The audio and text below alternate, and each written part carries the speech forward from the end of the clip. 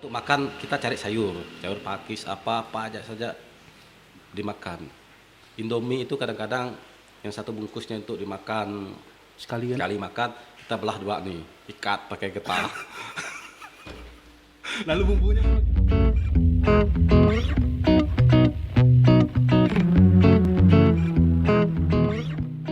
ya, harus ditampilkan gitu. Ya. Intinya ini perjalanan kehidupan, kan ngobrol-ngobrol sama orang tuh sering tentang perjalanan kehidupan sampai jadi ini kok bisa. Orang melihat kan kadang-kadang ketika kita di atas, Ya, ketika kita di bawah kan orang nggak lihat ya nggak tahu dia prosesnya. prosesnya. Barang ini kan prosesnya yang penting. Prosesnya yang penting. Nah, itu berawal dari misalnya abang terjun ke dunia politik, memilih dunia politik. Kok bisa memilih dunia politik tuh, sedangkan berani mengambil sikap untuk jadi salah satu orang yang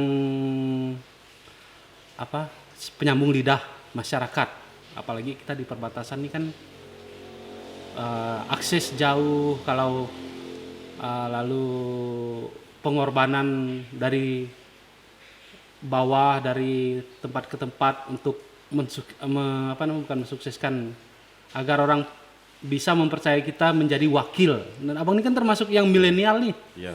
Milenial. Mungkin kalau di DPRD yang paling muda siapa? Kalau saya nomor 3 termuda. Nomor 3 termuda. Nomor 3 termuda dari 40 anggota dewan itu. Kan kok bisa memilih, udah berani, umur baru 38 kan? 38. Iya, 38. Ya. Udah berani memilih jalur politik nih untuk menyambung aspirasi Ya. rakyat kan? Masyarakat lah. Politik ini awalnya sebenarnya saya juga kurang srek nih dengan politik nih pada awalnya. Karena memang saya ini kan dulu kan konsultan nih. Konsultan kan lebih bergerak kepada bidang yang lebih profesional. Jadi kerjaan pun sudah ada. Jadi saya waktu masih awal-awal ini, kita cerita awal dulu lah. Kita mulai dari perjalanan hidup saya dari SD saya mungkin masih di kampung lah kan. SD saya di kampung, terus SMP-nya ke Sanggau. Ya, ke Sanggau ketika pulang liburan itu, kadang-kadang kita berpikir nih, ada enggak uang untuk saya berangkat ke Sanggau lagi? Tapi saya potong nih.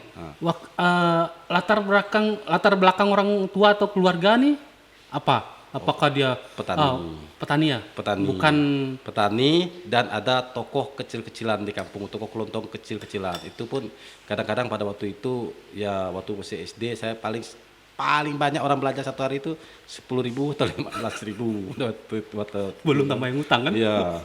Jadi memang ketika pulang, dan waktu itu kan pas waktu SMP-nya itu kan memang Indonesia ini memang terkena krisis. Krisis ya. Krisis moneter pada waktu itu kan 96 saya SMP, 97 98 itu kan Indonesia memang lagi goncangan ekonominya luar biasa. Jadi seketika pulang toko pun kosong, tidak ada tidak punya buka toko lagi. Jadi saya yakin pasti tidak ada uang untuk berangkat ke Sanggau. Ya mau tidak mau kebun karet lah uangnya. Jadi kebun karet lah yang menjadi uang kita untuk ya berangkat ke Sanggau. Jadi inisiatif Nore. Pas pada waktu SMA saya ke Pontianak ngambil jurusan listrik SMK STM. Karena saya pikir kejuruan ini kan ketika tidak kuliah pun nanti kita bisa kerja. Karena kita sudah punya keahlian. Berarti waktu itu enggak ada arah ke nanti tuh saya mau nyalek lah jadi DPR, enggak ada kan? Saya sampai hari ini kadang-kadang saya kurang percaya kok bisa saya di sini. Karena bagi saya selama ini hidup tidak pernah punya cita-cita. Saya ini hidup yang tidak pernah punya cita-cita dan tidak punya angan-angan mau jadi apa. Saya mengalir saja. Pokoknya syukuri apa yang kita punya, apa yang kita miliki, udah jalani hidup apa adanya lah. Tanpa perjalanan waktu itulah, dari waktu SMA itu kenapa mau pilih jurusan sekolah kejuruan ya, karena memikir nanti ketika kita selesai di kejuruan kita bisa langsung kerja kalaupun tak kuliah. Makanya pada saat kuliah pun mau daftar kuliah, universitas negeri itu sudah tutup semua karena memang kita dari awal tidak punya persiapan untuk kuliah. Jadi pas pulang kampung ketemu orang tua, dilihat-lihat masih kayaknya nggak mampu orang tuanya kuliah. Tapi modal nekat yang menyuruh saya kuliah ujung-ujungnya. Jadi kuliah lah.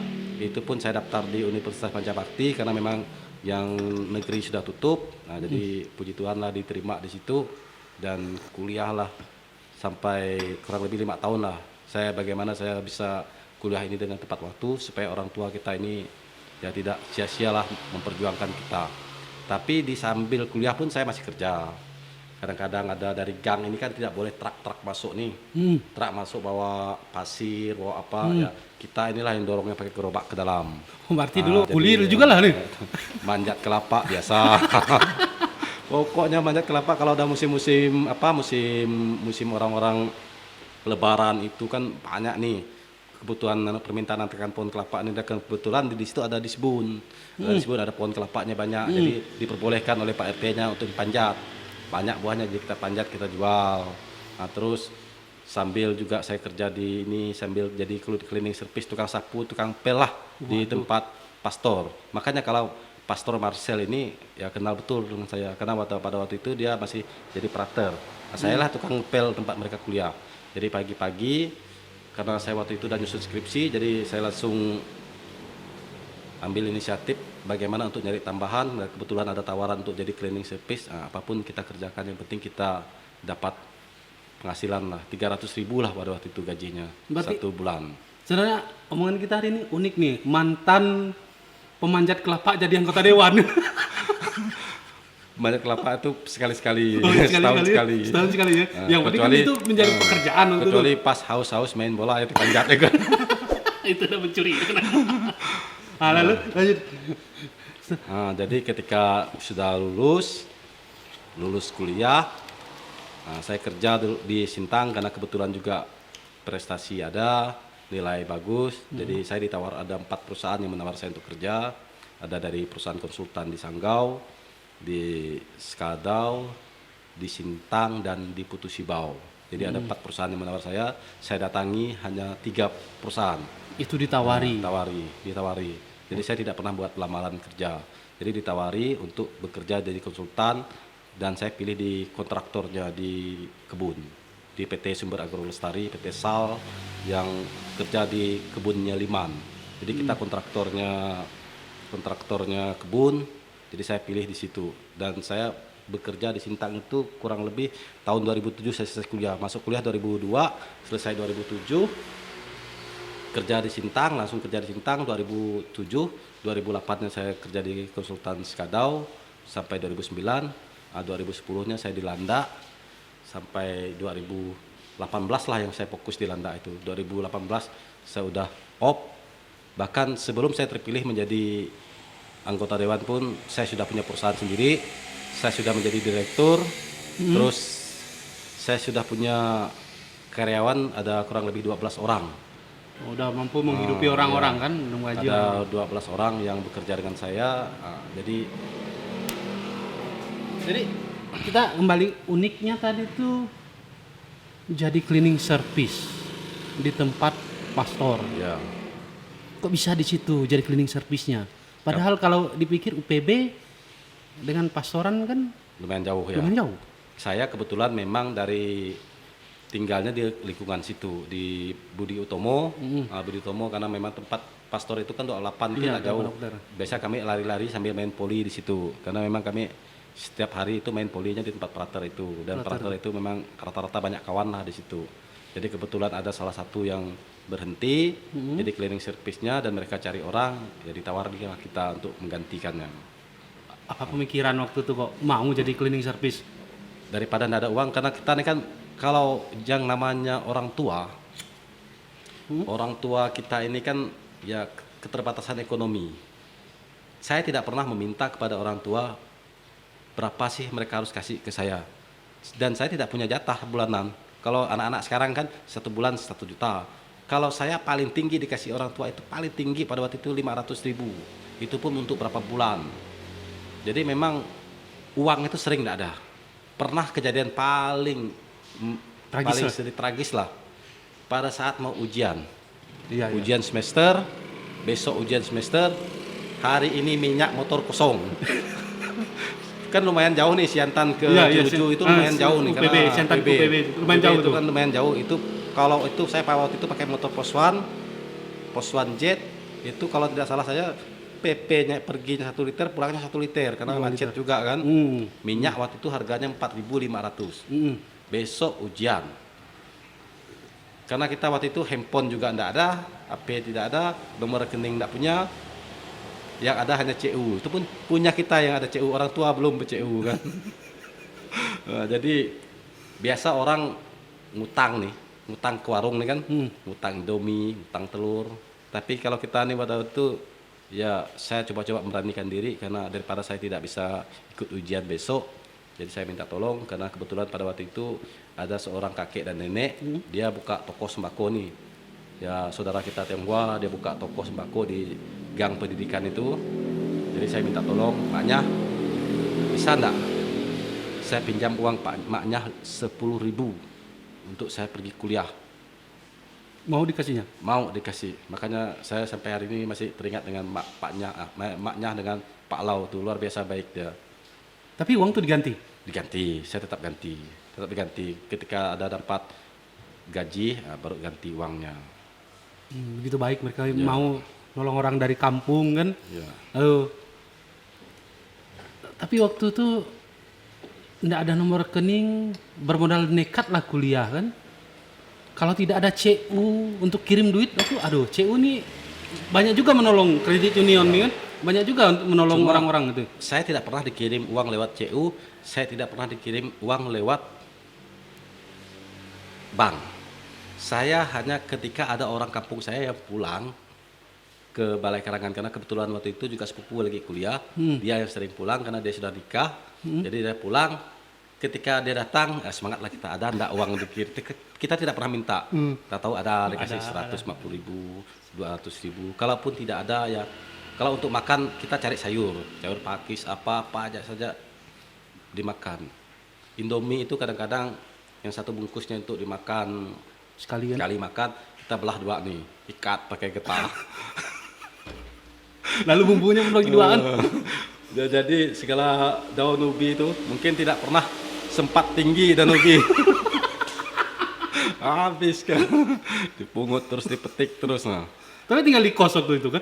Saya tinggal di rumah paman waktu itu. Oh, di rumah paman. Rumah paman itu kosong, pamannya di kampung juga. Oh jadi iya. Kebetulan anak-anaknya tinggal di situ, jadi kita juga numpang di situ. Berarti orang kan biasa melihat memang sekarang kita udah mampu ini bahkan jadi abang udah jadi dewan, tapi kehidupan dulu tuh yang sangat susah tuh menjadi pengalaman agar kita tuh melihat orang susah, saya pernah seperti itu kan. Ya. Dan juga lalu kita pun mengerti akan arti kesusahan. Ya. Lalu lanjut ke memilih terjun ke politik. Awal cerita politik ini pun makanya saya sebenarnya sering bilang politik ini kecelakaan bagi saya. Karena memang di mana saat saya mencapai puncak karir, sudah punya perusahaan sendiri, udah menjadi seorang direktur, udah punya karyawan, udah punya penghasilan yang ya di atas dewan lah. Tapi saya tinggalkan pekerjaan itu untuk menjadi seorang legislatif yang belum tentu terpilih. Tapi pada saat saya melangkah, saya yakin saya pasti terpilih. Saya yakin, saya punya satu keyakinan, saya terpilih. Bahkan di saat sebelum pemilihan, saya membuat surat pengunduran diri untuk menjadi direktur. Karena saya yakin tidak terpilih dan tidak mungkin jadi direktur ini bisa jadi dewan, tidak bisa. Kita tidak bisa bekerja di dua ini, harus pilihan. Pilih masih direktur atau pilih di legislatif. Walaupun belum terpilih, saya sudah memutuskan untuk mengundurkan diri. Bahkan kampanye pertama saya mengundurkan diri itu saya nangis netes air mata.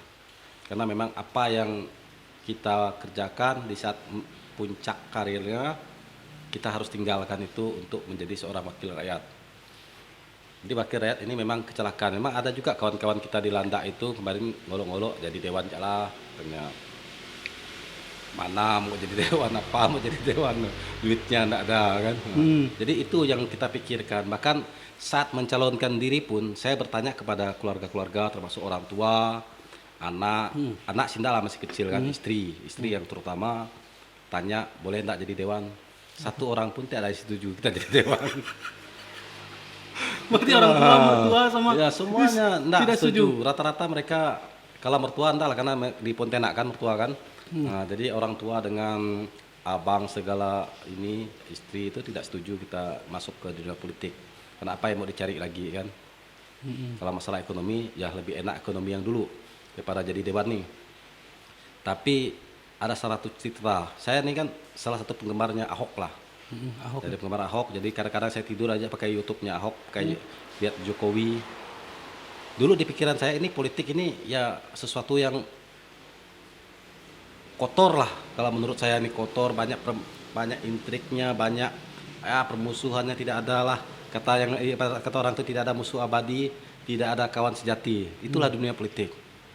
Tapi saya mendengar Ahok berkata seperti ini.